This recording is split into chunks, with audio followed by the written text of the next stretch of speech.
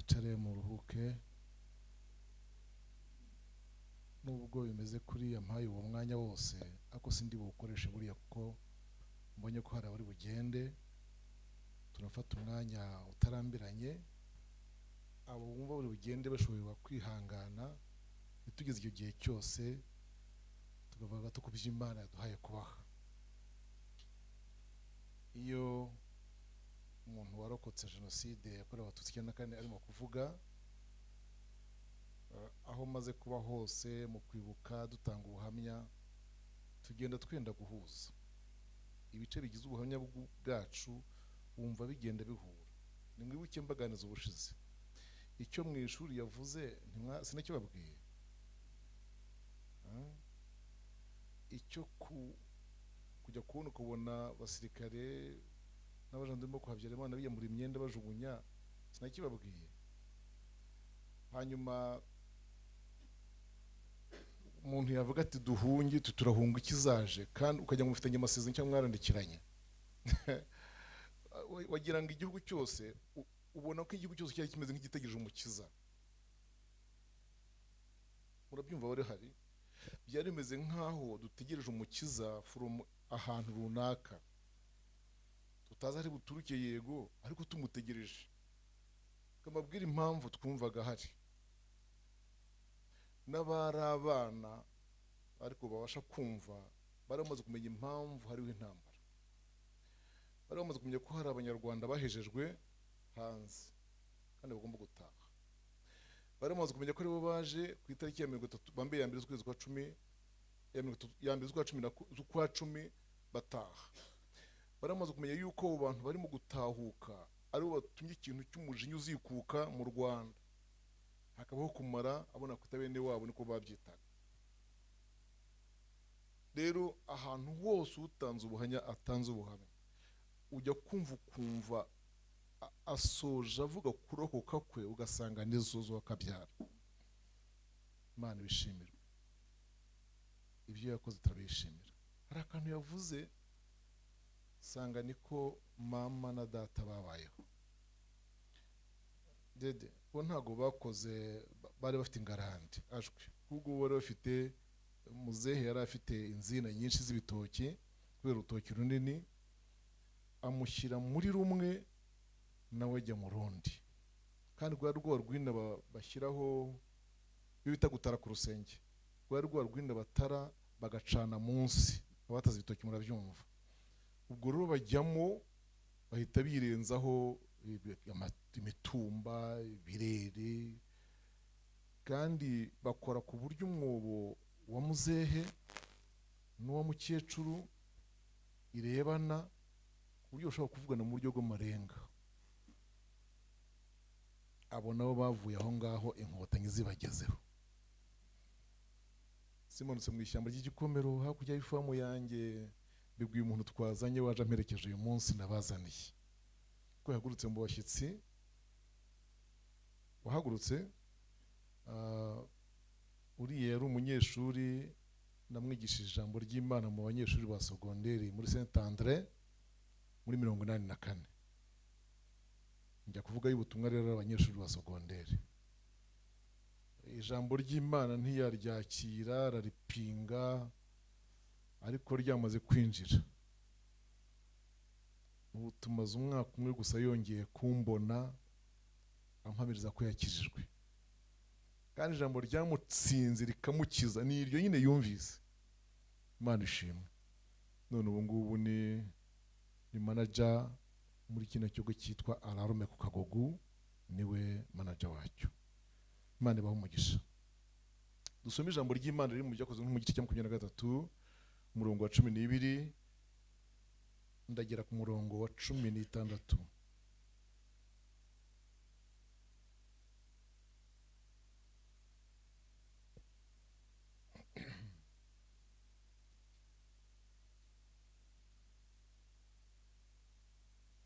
Ibyakozwe mu bice 23 umurongo wa 12.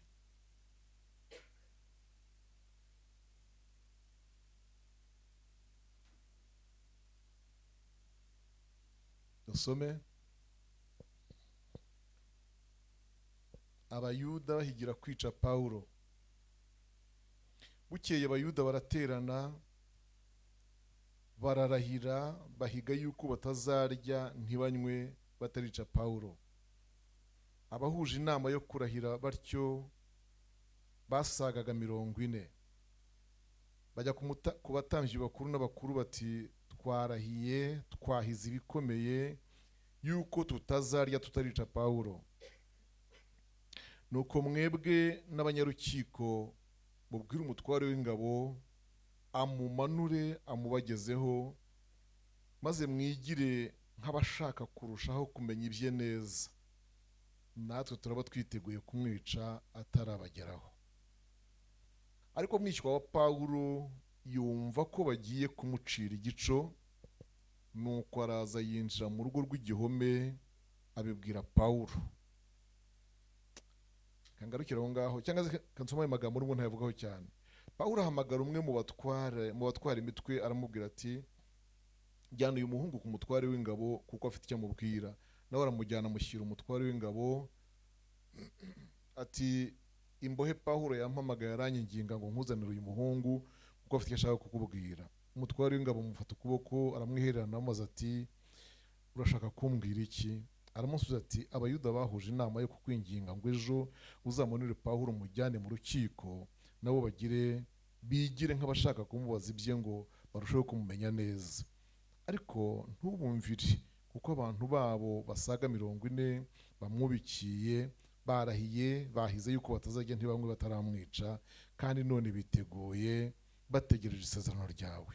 Umutware w'ingabo asezerera umuhungu amaze kumwihanangiriza ati ntugire uwo ubwira yuko umburiye ibyo. Amen, haleluya. Aya niyo magambo tugiye kuganiraho mu mwanya utarambiranye. Ku ruhande rumwe n'inyigisho zisanzwe Imana yampaye kugira ngo mbabwire ijambo ryitwa guhishwa. Niyo teme mfite, guhishwa. Haleluya, haleluya, guhishwa. Ariko ku rundi ruhande neza neza riragarura amateka y'ibihe twabayemo. Ndarihabwa riranyuzura, kandi hariho umugabo umwe watwigishije aduhugurira ikintu bita ikiruhuko, tugira ati niba ushaka gukora ibintu byinshi jya ukora uruhuke. Atwigisha rero kuruhuka, simbitindamo. Yatubujije ibintu bibiri: kwirirwa mu kazi ukanatahana akazi. Mwese murabyumvise? Kwirirwa hehe? Mu kazi kandi ugatahana akazi, ukararana akazi. Turamaze se ubwo twabyirinda dutete ntimugatahane mashine n'iwawe mu rugo ntihakabe ikintu cy'akazi. Keretse ubu ngubu nyine bemeye gukorera mu rugo, ariko nabwo nubwo bemeye gukorera mu rugo burya ufasha akantu kangana nk'aho izi ngoma ziri ukahitaho ukorera akazi. Noneho wajya uhava, waba uvuye aha hantu ugarutse muri salo, ugiye muri chambre, ugiye hanze, burya na cerveau yawe ikubwira ko uhinduye milieu.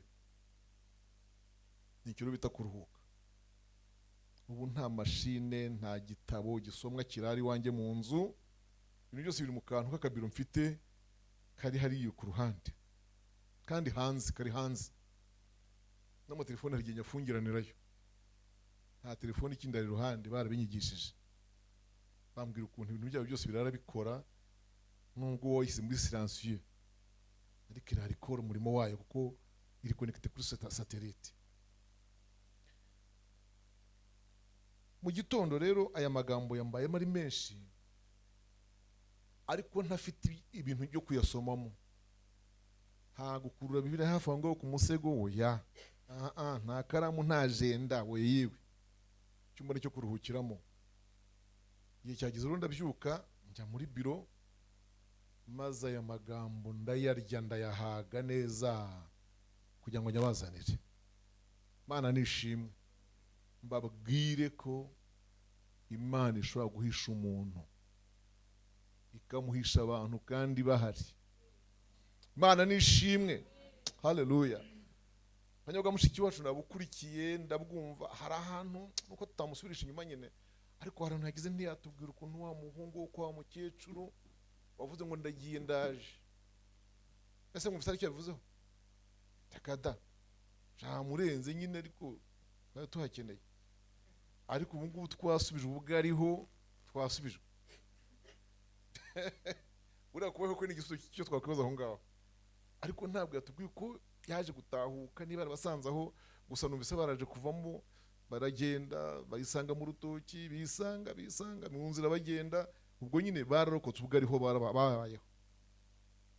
Yaba yaratashye nimugoroba, yaba yataratashye, ni akazi ke.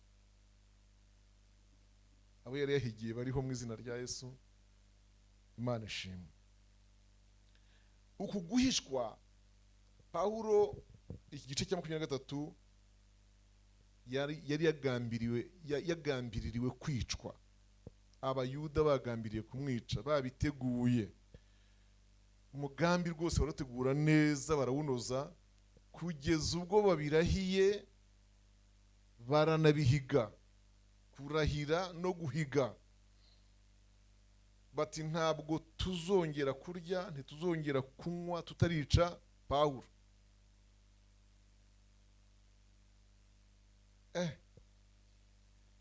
Ikintu nibajije kandi mwese mwakwibaza, ariko ibyo mwakwibaza ni muhumure, ngiye nabibibarije ndanisubiza. N'uyu mwana mubyara we, siko bavuze hano? Mwishywa we, pardon, mwishywa we. Uyu mwana mwishywa we wabyumvise, amen, akajya kubibariza hariya ku mugabo w'ingabo. Mukwiye kwibaza ngo mbese abayuda bari bamuzi? A. B. Niba bari bamuzi, bari bazi isano afitanye na Pawulo. Aho murahita muhakura igisubizo cyo kutazajya mukunda kuvuga uwo mufitanye isano wo mu myanya runaka. Izabafasha. Amen. Haleluya. Ni isano rishaka rirorere no kuba inshuti ubwabyo, kuko si ubwa mbere bigize umumaro. Byagize umumaro kuri Moridekayi kuba batari bazi icyo apfana na Esiteri.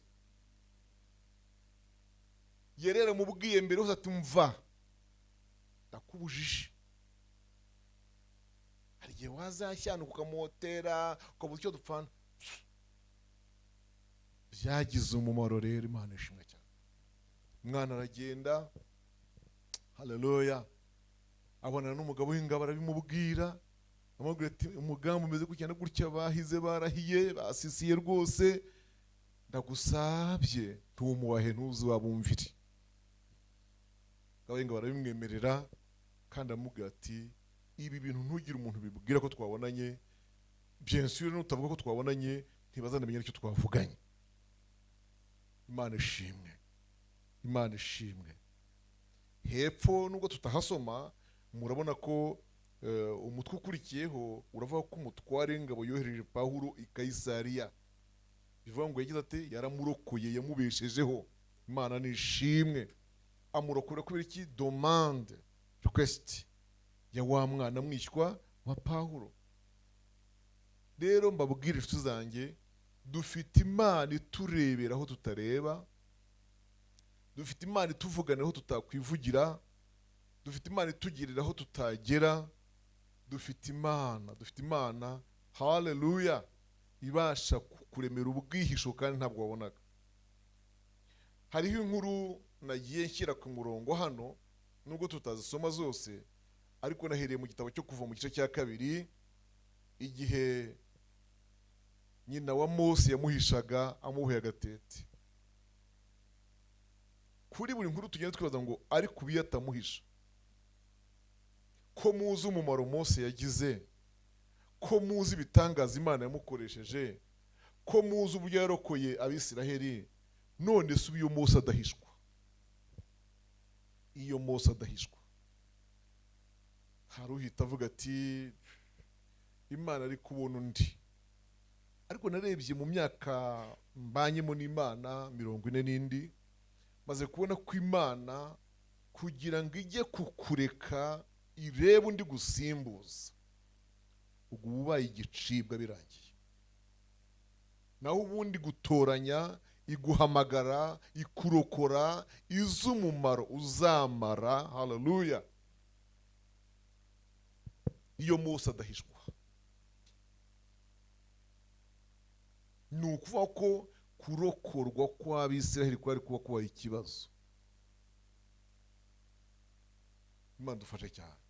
Niyo mpamvu no mu Baheburayo 11 umurongo wa 23 iryo jambo rigaruka ngo kwizera ko kwatumye nyina wa Mose amuhisha,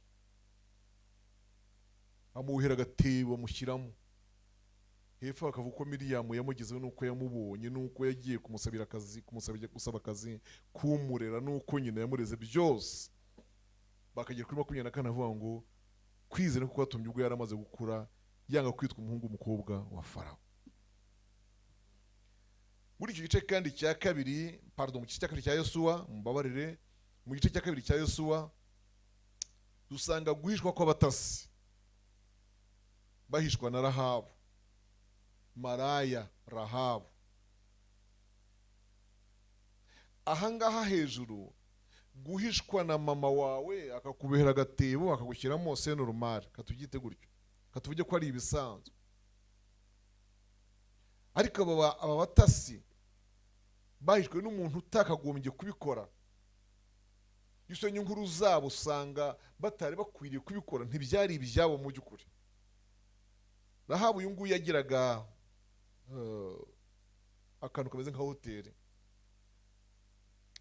karimo amacumbi, karimo urunywero, karimo byose. Ubwo akaba indaya kandi hakorerwa uburaya.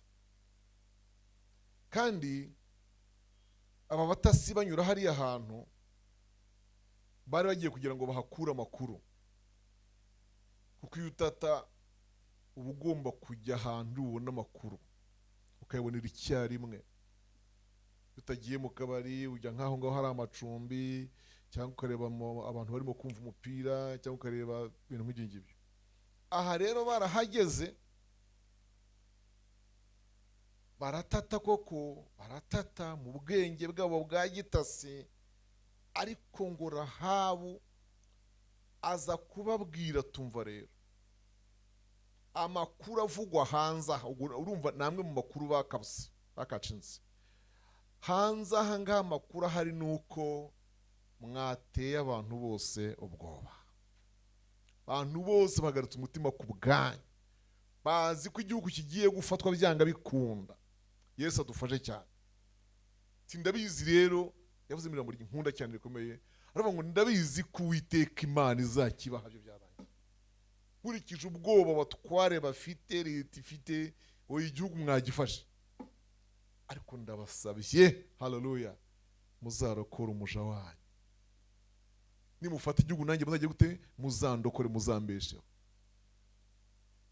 Ijambo ry'Imana tubwira ngo, baramubwira ngo turahirane ndahiro, tukwemereye kuzakurokora, ariko nawe urasabwa kugira ikintu ukora.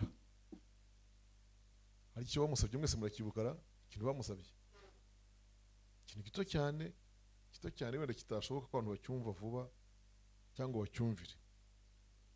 Ijambo rya mbere, iri dirishya uducishijemo, yego uturokora, urashyiramo agashumi gatukura ukamanikemo, ryaba rikinze ryaba rikinguye, uwahatambuka kugira ajya akabona. Ntawe uzamenya impamvu yako, azagira ngo umugozi wo kwandikaho imyenda wacitse, azagira ngo naho kumba agashumi amusabye, mana yanjye, gatukura. Undi akantu gatukura kose, ibara ryose ry'umutuku, ntabwo ryapfaga kwambarwa cyangwa gukoreshwa. Aho gashumi rero gatukura niko yafungishaga umusatsi. Ndavuga Rahabu akagafungisha umusatsi, atari intego yo gufata umusatsi, ahubwo gafite ikimenyetso kivuga, ibyo twita ibimenyetso bivuga, ku buryo abagabo bose nibakabona bamenya yuko ashobora kwakira abashyitsi kandi mvuze murabumvise ubwo umugabo wese wamushaka ubwo araboneka niba hura imisatsi yayisandaje ngo agende yisure nta mushyitsi ari bubone ariko niba asanga yayiziritse gucya n'agatambaro gatukura ubwo bivuga ngo uwamushaka wese yamubona ni karibu none se mukagira imana mwe agashumi bamusabye gusiga mu idirishya kazamara mu icyumweru se ni 2 n'ukwezi 8 n'arindwi n'umwaka byanga bikunda iminsi yose kazamara mu idirishya azaba atarongera gukora icyaha cy'ubusambanyi nicyo byavuga agashuma gashyiramo kandi ko karamurokoye ariko barahishwe Imana ishimwe barahishwe iyo badahishwa buriya batasi iyo badahishwa ibwire riya ngo ndacyifitiye ibihumbi 7 bitapfukamiye Bayali ntibimuramye Imana ishimwe ubwo siyo Obadiya atabahisha Obadiya ngo wahishe ntimumwitiranye n'uriya muhanuzi w'umuhanuzi batoya oya yari Obadiya wari umugaragu wo kwa Ahabu uyu Obadiya ahubwo niwe wari umugabo wa mupfakazi musanga mu bami ba 2 gice cya 4 niwe wagiye kubwira Elisa ati umugabo ngiye yarapfuye kandi akiriho yubahaga Imana none yasize umwenda rero kandi umwenda wanzonze n'abana banjye bagiye kubatwara mwama dufashe cyane dusomeza buriya 64 umurongo wa 2 hari mwaho ngenda nsoma kugira ngo yose tutayavuga gutyo gusa za buriya 64 umurongo waho wa 2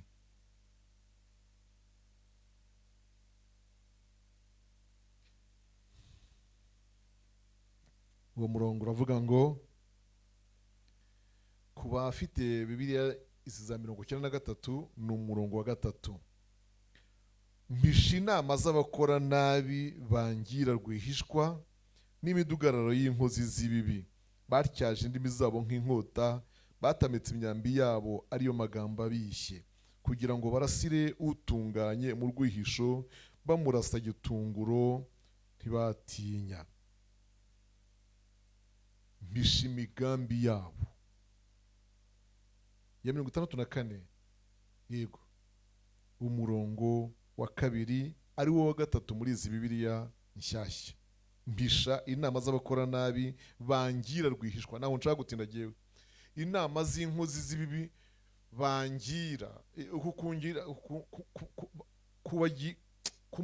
kumugira inama advice ntabwo ari kumukonseya no ahubwo ni inama bakora kubwe yego nihagira inama abanyabibi inkozi z'ibibi bateranye bakora ku bwanjye bampishe amen inama zabo ze kungirwaho byo bateguye be kubinsohozaho Imana ishimwe muri iri jambo burizamwe imigambi banzuye mu nama zabo ntishyikeho haleluya kuko batyaje indimi zabo nk'inkota batametse imyambi yabo ariyo magambo abishye mbese bafite imigambi mibi bacuze ariko ubimpishe haleluya umpishe Imana iguhishe mushiki wanjye mwene data iguhishe imigambi y'ababi iguhishe nyanzuro bafashe inamba bateranyije utazizi nta n'umuntu urenga akora reportage ariko Uwiteka azifusha ubusa kuri we mu izina rya Yesu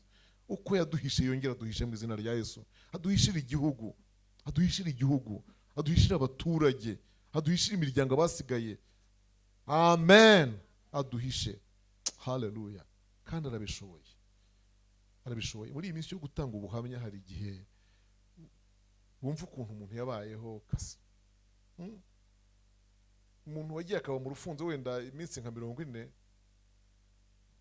yakonkubutse rimwe agenda wenda nijoro agenda anyura mu bihuru bya Gahangara amanuka Nyarurenze benga amageragere agera mu rufunzo uwo muntu abaho ngaho ariko umuntu wakoze urugendo nk'uru twumvise ku manywa y'ihangu nijoro ahura nazo aho bari zihaza uhita wumva Uwiteka ziguhisha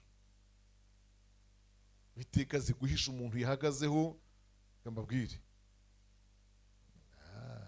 birakomeye cyane. Ubushize ubwo navugaga ibyanjye hano nababwiye ko interahamwe yitwa Sederi yandetse mfite njye nayo turi kumwe twenyine kandi yarangije abandi. Narababwiye amazina yabo. Iyo twibutse iwacu Gacuriro turabibuka.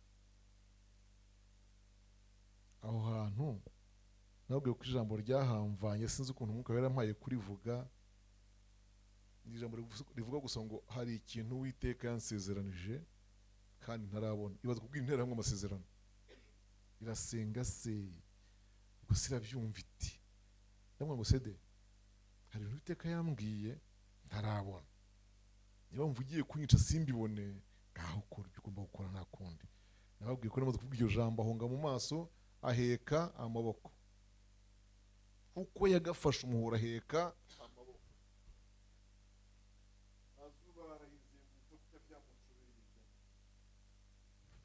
Arangije ati ngaho genda uzagwa ahandi. None iby'Imana yambwiye mbihagazemo uyu munsi wa none. Kuko Imana ishoboye kuburizamo inama z'inkozi z'ibibi. Igice cya 19 umurongo wa 2 cya Samweli wa mbere. Samweli wa mbere ibice 19 umurongo wa 2. Aha hantu tuhasanga inkuru za Yonatani. Mwandike gusa ntago mujya kuhasoma. Tuhasanga inkuru za Yonatani. Inkuru za Yonatani mu buzima bwa Dawidi zirandenga. Kandi natwe muri iki gihe turimo kwibuka dufite nyamara abantu batubereye nka Yonatani. Dufite ba Yonatani. Kuko nakomeje kwibaza ngo ni gute umwana nkuriya w'umuhungu yareka kubana na se ngo bafatanye rwose muri byose, akareka se akaba inshuti y'uwo se ahiga. Icyo kintu mucyumva mute? Ni ikintu kirenze kiranzigagiwe. Yonatani ubucuti bwe kuba umwe na Dawidi kandi ntabihishe se, ntabikore mu ibanga, akamwerurira akamubwira ati rwose uramuhura iki n'ukuri, uramuhura iki kugeza ubwo Sawuli yenda kwicana Yonatani. Ahubwo muri iki gice rero tuhasanga amagambo avuga ngo umuzwe Yonatani yaramubwiye ngo, aramubwira ngo ugende wihisha aha n'aha, nanjye ndagenda mvugana na data, ndaba hafi ye numve ibyo atekereza n'ibyo agambiriye. Inumva yamaramaje kukwica, yamaramaje rwose. Ngewe ubwanjye ndaza kuzana umugaragu, hanyuma dutere icumu cyangwa turasa umwambi, uwo mwambi nurenga aho uri umenye ko mvuze ngo komeza wigendere, data yamaramaje kukwica. Ariko nitubura se cyangwa tugatera icumu mu buryo rigwa hino yaho uri, hino ubwo ni kuva aho urugaruka mu rugo, umenye ko data aba ntacyo kigukozeho, ndaba nkubwiye ngo wigarukire mu rugo n'amahoro. Dawidi aragenda mu bwihisho yicaramo, agiye kumva yumva umwambi umuciye hejuru uvuze ubuhuha, uragendwa hirya ye, ahita amenya ko mu rugo byabaye bibi, ko Sawuli yamaramaje kumwica. Imana iduhisha mu buryo bubiri. Hari ukuduhisha ahantu, hakaba no kuburizamo imigambi y'abaduhiga. Ubwo buryo bwombi ubuse mu by'ukuri iyo Imana idaha Dawidi Yonatani ngo amubere kwa Sawuli imbere ya Sawuli, ajya mwumvira imigambi ye yose. Dufite Imana rero yateguye aho izaduhisha iduhishamo, inadutegurana ba Yonatani nk'abo ngabo. Haleluya! Umwami adufashe cyane bene data. Abami ba mbere igice cya 17 umurongo wa 3. Icyo gihe Eliya yari amaze guhanura ubuhanuzi bukomeye bw'uko hagiye kuva izuba rigacana imyaka 3 n'igice, nta mvura nta kime. Ikime muracyumva? Muri geographie barabisobanura la pluie et la rosée. Ikime ni imvura. Ibyo byose ndabihagaritse, ntibizongera kubaho. Bizongera ari uko yewe nabitegetse mu izina ry'Uwiteka Imana nkorera. ibi bintu bimaze kubaho, Bibiliya itwereka yuko nawe yagomba kugerwaho n'ingaruka z'ibyo ahanuye. Mutibwira yuko umuhanuzi we atagerwaho n'ingaruka z'ibyo ahanuye. Ariko bimugezeho, Uwiteka akora ikintu cyantangaje. Imana nishimwe. Yabanje amuhisha kuri Keriti. Keriti irakama, amujyana kwitwa kuri Kidironi. Yamuvanye ku Kidironi amujyana hehe? I Sarefati h'Abasidoni, ariho yabeshejweho n'umupfakazi. Haleluya! Ni naho inzara n'amapfa byarangiriye. Imana ishimwe. Dufite Imana ibasha kuduhisha. Ibasha kuduhisha.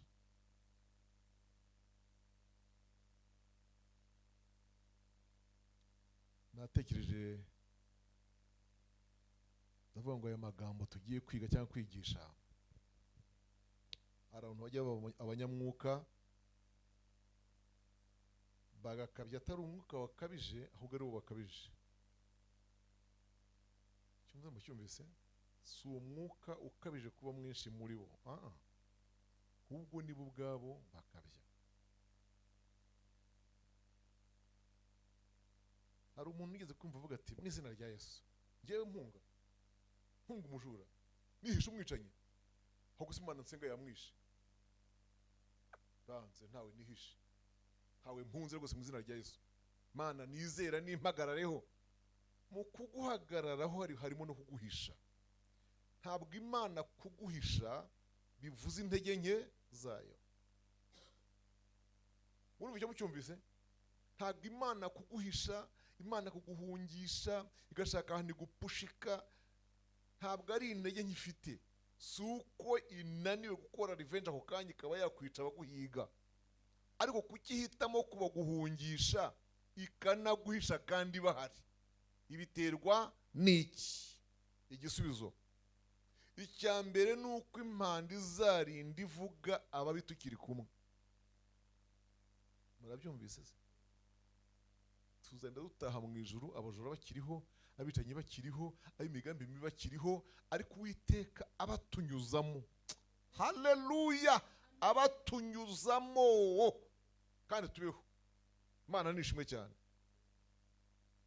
Aha rero byatumye mvuga ngo muri izi nyigisho ngomba kubereka ko na Yesu ubwe yahunze aranahungishwa.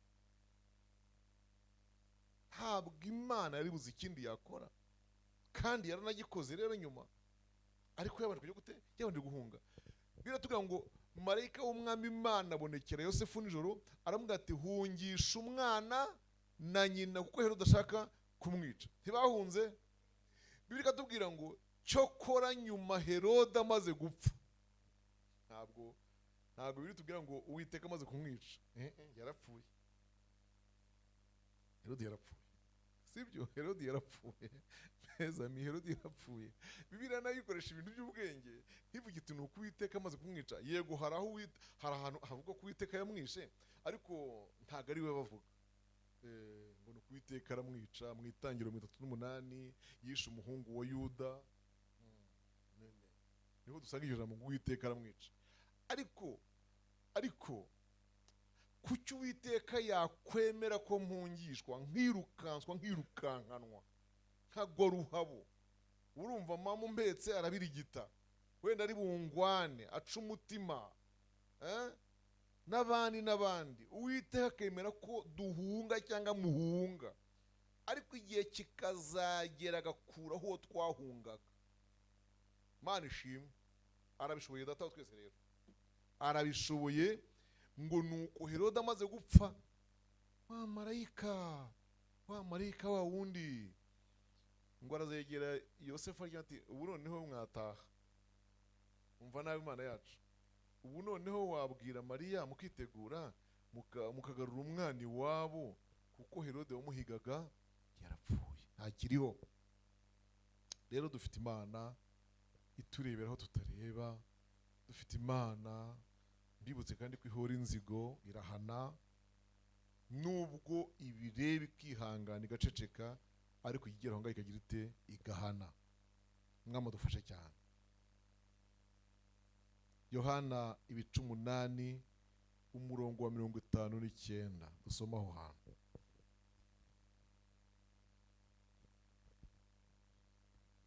Yohana ibice 8 ndasoma umurongo wa 59 ariko kugira ngo mubyumve neza cyane duhere ku 54. Yohana ibice 8 umurongo wa 54. Yesu arabasubiza ati, niba niha icyubahiro, icyo cyubahiro ni icy'ubusa. Umpa icyubahiro ni Data, uwo muvuga ngo ni Imana yanyu, nyamara ntimumuzi, ariko genda muzi. Kandi navuga yuko ntamuzi, nawe ndi umunyabinyoma nkamwe, ariko ndamuzi kandi nitondera ijambo rye. Aburahamu sekuruza wanyu yifujije cyane kureba umunsi wanjye, kandi awubonye aranezerwa. Abayuda babandi bari bagiye kwica Pawulo, Abayuda baramubwira bati, kutaramara imyaka 50 Aburahamu wamubonye uti? Yesu arababwira ati, nukuri ndababwira yuko Aburahamu ataravuka ndiho. Yesu batora amabuye, nuko batora amabuye yo kumutera, ariko Yesu arihisha asohoka mu rusengero. Sinzi iyi mikorere y'Imana kugira ngo tuzayimenye bizaturushya. Kuki Yesu atahise abarangiriza aho ngaho nakwiseda katuvugise? Wenda Yesu kwitabara nubwo yatubwo ububasha. Kuki se adahita atabarira ngo agire intervention iri rapide maze abatsembera aho ngaho? Yesu atahe yemye nyine wenda se bavuga bati turagakoze. Ugasanga na Yesu agize ate? Nawe arihishe. Nabasohotse asesera. Nawaciye nkahango muri plafo. Nawaciye ahantu nkahariya. Nawe ahavuye mu buryo bwihishe gusesera. Kandi we nase bafite ubutware. Ibi bitumye mumenya imikorere ya Kristo bene Data. Mutazagwa mu mutego w'abanyamasengesho bamwe bajya gusenga basaba Imana ngo ikureho abanzi babo runaka naba. Byahehe ko hari abantu babisengeye kubera ko ibyo bari basengeye mu buswa bwabo, umunsi bakarota abanzi babo bapfuye, none bakaba basazanye rwose. Ubwo urimo rubaka amazu hafi aho ngaho hafi y'iwabo, ugasanga aguza umusozi wose arawuguza ushyizeho inka, maze ndebe kandi ngo rero yapfuye ra. Naho kumbe ibintu warose ni iby'ubuswa, kuko wasenze isengesho rya giswa. Niho hava ijambo mujya mwumva rivuga ngo kugoramye Imana yigaragaza nk'igoramye. Ku kigo ry'Imana zigaragaza nk'iki? Nk'igoryamye. Ariko ku muhanga izajya yerekana nk'umunyabwenge. Tabafite genza abantu basenze ngo abanze babo bapfe kuva mwaka twakirirwemo, none baruzukuruje barashingiye baranabyibushye maze.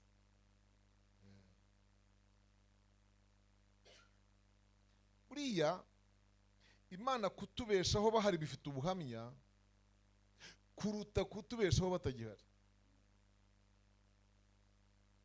Haleluya. Protection y'Imana ifite imbaraga nyinshi, tuyivuga cyane iyo hariho ibitugora. Ariko ingorane zibaye ntazikiriho, na protection ntiwayivonga ngo ntoyumve. Umwami Yesu abasuhukamo aragenda arabahunga. Bari batoye amabuye yo kumwica. Yesu adufashe cyane. Genda gusoza. Ndashaka gusoma ijambo riri muri Zaburi 91 umurongo 6. Zaburi 91 umurongo wa 6.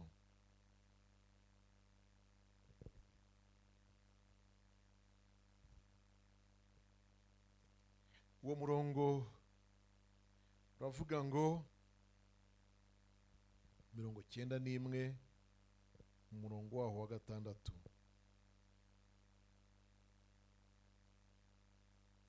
duhere ku murongo wa mbere tugere ku wa gatandatu ntacyo bitwaye. Uba mu rwihisho rw'isumba byose azahama mu gicucu cy'ishobora byose. Ndabwira Uwiteka nti ubuhungiro bwanjye n'igihome kinkingira, Imana yanjye niringira. Kuko ari we uzagukiza ikigoyi cy'umugoyi na mugiga irimbura. Azakubundikiza amoya ye kandi uzajya uhungira munsi y'amababa ye. Umurava we n'ingabo n'icyuma bigukingira. Igiteye ubwoba cya nijoro ntikizagutinyisha, cyangwa umwambi ugenda ku manywa, cyangwa mugiga igendera ku mwijima, cyangwa kurimbura gutsemba ku manywa y'ihangu. Abantu 1000 bazagwa iruhande rwawe, abantu inzovu bazagwa iburyo bwawe, ariko ntibizakugeraho. Uzabirebesha amaso yawe gusa, ubone ibihembo by'abanyabyaha. Imana ishimwe, Imana ishimwe. Haleluya. Iri jambo ndisomeye kugira ngo mbabwire ko bishoboka ko twaba ahantu mu rwihishwa. Turagenda ariko abantu batazi ko turi mu rwihisho. Uhaguruka mu rugo bareba, kagenda bareba. Ndagira ngo ubwire ko ishyari ryose abantu bakugirira, usibye nko kuribwirwa n'Imana kugira unika rihishura cyangwa ikarivuga mu buhanuzi, ariko ushobora kugira ngo ahari abantu bose barakwishimiye, nyamara oya, nyamara oya. Ntabwo bose bishimye.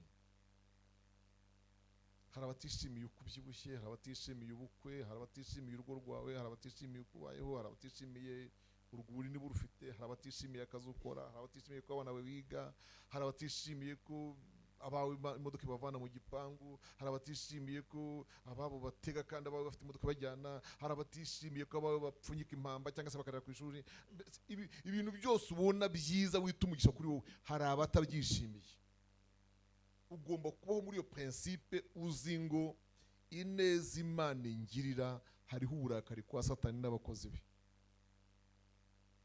Twibukiranye ko abakozi ba Satani bari ukubiri. Hari abakorera ikuzimu ariko aderega, hakaba n'abakorera ku isi akoresha, aribo byitso bya bugufi byakubona vuba. Ndagira ngo mumenyeshe ko abo bose n'ibyo byose Uwiteka Imana izagira ikurindisha kuba mu rwihisho rwayo. Uba mu rwihisho rw'isumba byose azahama mu gicucu cy'ishobora byose. Kuhaba, haleluya. Reside, habite, kuhaba. Uru rwihisho rw'isumba byose ntabwo tuhataha tuvuye mu mujyi. Oya, mujye mutaha Kabeza, mutahe ni Masaka, ariko mu rwihisho rw'isumba byose ntabwo tuhataha tuvuye mu mujyi. Ahubwo ni urwihisho ruri mobile, ni urwihisho ruri mobile, ni urwihisho tugendamo, ni urwihisho tugendana. Haleluya. Ntabwo ari urwihisho dutahamo dutashye nimugoroba, mes amis. Si urwihisho tugeramo tuvuye muri vacances, si urwihisho tujyamo tugiye mu materaniro. Ni urwihisho turi mu materaniro, ni urwihisho dutashye, ni urwihisho turyamye, ni urwihisho tubyutse, ni urwihisho nijoro, ni urwihisho bukeye. Niyo mpamvu mwumvise amasaha yose yajemo. Azakurinda umwambi wa kumanywa, mugiga ya nijoro igenda mu mwijima. Azakurinda ku manywa, izuba ntirizakwica nijoro. Amen. Uko kurindwa nta kundi, naje gusanga dufite urwihisho twihishemo, abantu bakabona ugenda batazi ikiguproteje. Haleluya. Umuntu yigeze hariho ibintu bibiri byigeze gukora babishyira ku mbuga. Umwe yafashe akantu k'agasimba agashyira mu icupa, maze atereka hariya. Inkoko na dendo byose ziraza zidonda kuri iryo cupa zishaka agasimba kari mu icupa. Ziradonda, rikaba ni icupa. Ubu si icupa mu by'ukuri rya fanta, sinibwira ko hari umunwa w'igisiga cyangwa w'inkoko warimena. Zirashonda biranga. Hepfo arandika ngo nuko nguko umukiranutsi ameze. mu banzi be. Imuhiga byinshi biraza ariko bikamubura. Mu minsi yatambutse mike nanone undi yashyizeho akandi kantu, ashyiraho umuneke uri kuri ahangaha imbere mu modoka, aha hejuru za tablo nyine muri parabrise, ashyiramo niba rya seri ry'umuneke niba ari umwe ya papa, maze bya bisimba byo muri Nyungwe, maguge ni nguke ibiki ibyondi, twebye ibyondi, nyina w'icyondi na se w'ibyondi n'ibyana by'ibyondi byose byaraje byurira paraburize, birayiharamba, birayishwatura, ako mwana kabonye kugandura, hari ukabonye muri bishaka iki uwo muneke. Umuntu yifana do ni kuri yatubaho. Urebye ibintu bidushaka, urebye ibintu bidushakisha, urebye ingabo zoherezwa, ibintu dutumwaho, ari ukabona burije burakeye, bugacya bukira, bonane tukayifeta, Pasika tukayifeta, tukibuka abacu, tukibohora kurengeza kwa 7, umunsi mukuru w'abagore n'umuco byose bikaza mu kwa 8, kwa 10 tukibuka, yego kwa 12 Noheli, hari n'undi wavuyemo batagatifu bose uko biri kwa 11 yose tukayiserebura. Haleluya. Menya ngo burya uburi mucika ibintu byinshi cyane. Kuki wawe hatahiye se wo? Nta nkongi se mwumvise ahiye. Nuko so wese neza ugira ngo no uzambeshye. Kwabana kugira ngo nta masinga yese nabihiye kubyabaho nabyo, hari ubicokora kensara nabi. Ariko ntabwo ahantu hose hahiye ari mauvaise sensation. Hariho naho inkongi cyo kuba ari sirikwi ije ku mpamvu zidasanzwe. Kuki wowe hawe hatahiye? Kuba watahiye wowe kuki hatari hashya? Haleluya. Kuki se ariko izi mpanuka urindwa wibwira ko ari utwara neza. Kategori se yawe yikoreye hagana he? Mwese sinaha ni utwara neza se? Ubu si imodoka yawe ifite controle technique ku buryo utagira mpane bete ngurare mu nzira, kuki ugere buri munsi se? Uhora na furu tanka se ku buryo bitakuzimiraho? Kuki we pirita avuyemo se? Ariko kuki turindwa Ebola, tukarindwa amacinya, kuki turindwa umusonga wandurira mu kirere, kuki turindwa mezami, kuki iriya nkubi kubita itanyuze iwawe, ariko kuki twarinzwe? Dufite ibintu biduhiga byinshi, ariko tubeshejweho no kuba mu rwihisho rw'isumba byose. Oh, haleluya. Uba mu rwihisho rw'isumba byose azahama mu gicucu cy'ishobora byose. Ndabwira Uwiteka ngo urubuhungiro bwanjye igihome kinkingira, Imana niringira, niwe uzagukiza ikigoyi cy'umugoyi namugigirimbura, azakubundikiza moya ye ku buryo uzajya uhungira munsi y'amababa ye. Haleluya. Giteye ubwoba cyane ijoro ntikizagutinyisha, n'umwambi ugenda ku manywa, mugiga igenda mu mwijima, cyangwa kurimbura gutsemba ku manywa y'ihangu. Ibyo byose azabiturinda, shimwe cyane. Kababwire abantu babonye jenoside, je nabonye basa n'abantu bariye umwanda rwose, ubu nta kintu gipfa kubatera ubwoba. Iyi nyagwa ya covid yaraje ititiza abantu, ariko ubwanjye nimviye abagabo bagera nko 6 kandi mu bitandukanye bavuga ati ibicurane, ibi bishanze by'ibicurane n'imiri twaziciyemo mu izina ry'Uwiteka, n'imbunda n'ibyuma n'inkota n'imihoro twarahatambutse. Ibicurane nibizo bitwara yipfune yitsamura pfe, hanyuma urugo utambuka tambura habindi, kandi koko niko byagenze.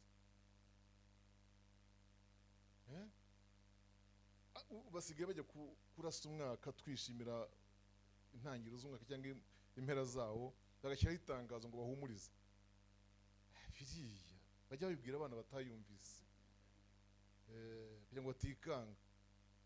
aho twari mu byaturitse biraduturika nabi duturikira hejuru amezi ane nkanswe ijoro rimwe naryo ritashyitse babituritse amasanga hera hari sayishira si iminota ibintu bitari mu mari minota 5.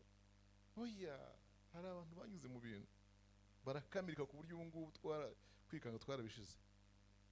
Dusoreze muri Yesaya ibice 26 umurongo 20.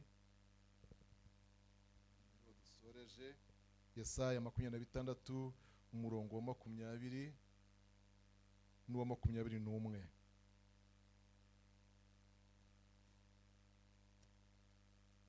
Yesaya 26 umurongo wa 20 n'uwa 21.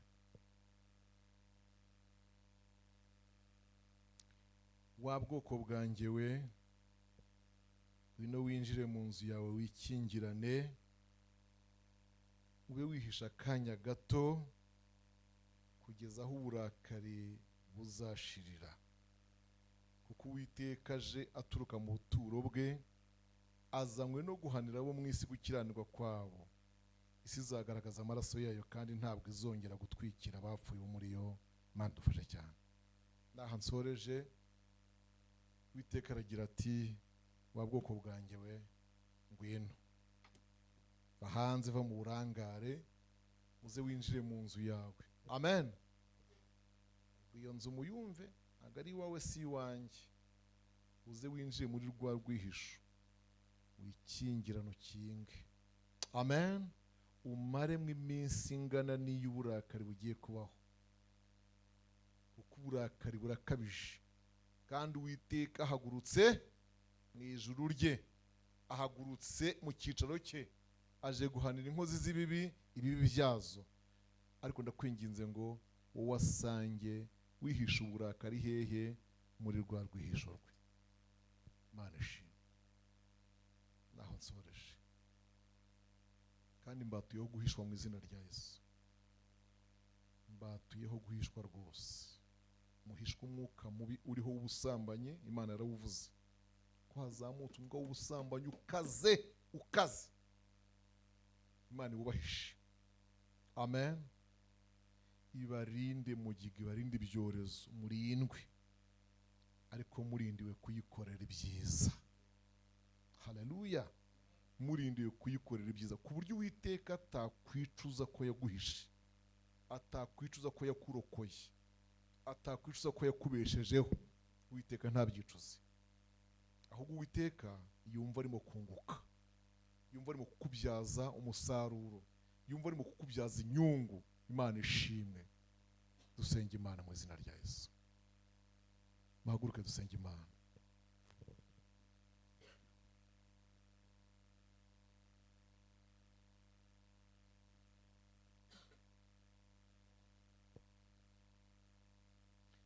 Mana yacu ishobora byose, yahozeho, iriho kandi izahoraho, turagushimira uyu mwanya mwiza waduhaye w'ijambo ryawe muri aya masaha y'amanywa. Turagushimira ijambo ryawe uduhaye ngo turisangire nk'uko wariduhaye. Turagushimira umwuka wera waritugaburiye nk'uko wabishatse. Sengeye bashiki banjye abangaba na bene data kugira ngo ubahe kwihisha muri wowe, ubahishe rwose, ubahishe umubi, ubahishe ibibi, ubahishe ikibi mu izina rya Yesu Kristo. Cyane cyane ubugingo bwabo buhishwe nk'uko ijambo ryawe rivuga, ubwo twapfanye nawe tukazukana nawe. Ubugingo bwacu bwahishanwe n'ubwawe mu Mana. Ubugingo bw'abana bawe buhishwe rero. Satani ntabwanduze, Satani ntababuriganye ngo abubibe mu izina rya Yesu Kristo. Uturinde cyane, uturinde cyane, turinde ikibi, uturinde umubi. Migambi y'ababi ntidusohozweho mu izina rya Yesu Kristo. Niba yicura, niba yigambirira, igi bapfira ubusi bapfana ubusa mu izina rya Yesu Kristo. Dawidi yasenze isengesho rikomeye aravuga ngo ikigoyi banteze, umutego banteze abari bushibukana, rwo banshukuriye abari bo barugwamo mu izina rya Yesu. Haleluya, haleluya. Mushiki wacu warutezwe mwene data wari utezwe, reka uwo mutego ushibukana bari bamuteze, reka urwo rwobo rugwemo bari barumucukuriye mu izina rya Yesu Kristo Nazareti. Burizamwe imigambi y'ababi mu izina rya Yesu, abategeye mu kazi, mu bucuruzi, mu nzira n'ahandi. Yesu mwana w'Imana, abo bose imigambi yabo iburizwemo. Haleluya. Mwuka w'ubugambanyi mu izina rya Yesu, nguciye intege, nguciye intege, nguciye intege, nguburijemo mwuka w'ubugambanyi, kugambanirana mu kazi, mu bakoresha. Yesu mwana w'Imana, kugambanirana mu baturanyi, ibyo byose tubiciye intege. Ureke abana baba amahoro mu izina rya Yesu, kuko bakwiringiye. Baba amahoro kuko bagusenze, baba amahoro kuko bafashe uyu mwanya bakaba imbere yawe mu izina rya Yesu Kristo. Urakoze Data wa twese, uturinde, uturinde rwose, kandi umwanzi wacu akorwe n'isoni, amware abonye ibyo yaragambiriye atabigezeho mu izina rya Kristo Yesu. Ntaririmba intsinzi, ahubwo akorwe n'isoni. Ndagushimiye umugisha iteraniro ryose, kandi utwiteho muri byose mu izina rya Kristo Yesu umwami wacu. Amen. Turashima Imana ko abanye natwe icyo cyumweru kitoroshye. Hari igihe jyewe nagira ngo kubera nyine nabaye pasiteri bakansukaho amavuta ndakaze, nta cyamuhungabanya. Ariko hari umunsi nabyutse nsaba Imana, wampaye umuntu wigisha, ko numva nashaka kuvuga, nakwigumira mu buriri, nakwicecekera. Nibwo nahise mbona ko ibihe byabaye bitoroshye. Nahise mbona ko ikintu cyabaye ntago cyoroshye, kiraremereye cyane. Dukomeze kuba hafi y'abantu bafite imitima iremerewe. Nubwo dushoje iminsi 7 ariko turacyafite iminsi 100. Imana izadushoboze. Amen. Tubakomeza rero umutima, komeze gukomera. Aho muzajya mujya kwibuka, mujye mutubwira niba aho bishoboka tubaherekeze. Dufite umwanya. Imana ibaha umugisha, mwakoze kwitabira kugira ngo dufatikanye hamwe nk'abarehoboti gusozanya icyunamo cy'iminsi 7 tumazemo. Imana ibaha umugisha. Reka dusaba umugisha rero, dukomeze gukomera, twiyubaka. Imyaka 29 twabonye byinshi. Dede yabivuze ngo intambara nyinshi yazibonye nyuma ya jenoside. Ntabwo byari byoroshye. Nimwumva ari 29, mwumve ngo urugendo rwari rurerure cyane. Ariko aho hose Imana yahagaranye na benshi n'abanyarwanda. Turagushimiye mukunzi wacu mwiza, ko wabanye natwe iki cyumweru cyose cy'iminsi 7.